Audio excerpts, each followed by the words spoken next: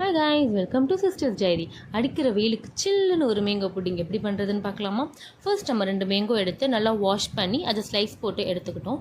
அதுக்கப்புறமா ஒரு table spoon use பண்ணி அந்த ஸ்லைஸ் பண்ண மேங்கோவில் இருக்கிற பல்ப் எல்லாத்தையும் ஸ்கூப் பண்ணி தனியாக எடுத்துக்கிறோம். நம்ம ஸ்கூப் பண்ணி எடுத்த மேங்கோ கூட ஒரு 1/2 கப் சுகரும் 1/2 கப் மில்க்கும் சேர்த்து நல்லா பிளெண்ட் பண்ணி எடுத்துக்கலாம்.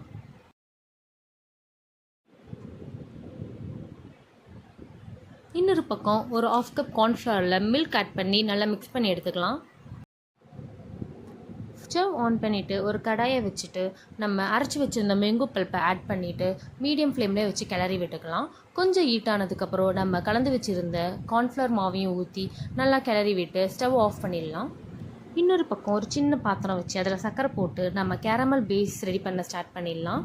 ரெடியான கேரமல் பேஸை நம்ம ஒரு பாத்திரத்தில் ஊற்றிட்டு அது மேலேயே நம்ம செஞ்சு வச்சுருந்த மேங்கோ பல்ப்பையும் சேர்த்து ஆட் பண்ணிவிட்டு ஒரு 3 hours ரெஃப்ரிஜரேட் பண்ணி எடுத்தோன்னா அவ்வளோதான், மேங்கோ புட்டிங் ரெடி. அதுக்கப்புறமா ஒரு தட்டில் அதை கவுத்து நம்ம சர்வ் பண்ணோன்னா சூப்பராக இருக்கும். மேங்கோ சீசன் முடியறதுக்குள்ளே நீங்களும் ஒரு வாட்டி ட்ரை பண்ணி பாருங்கள்.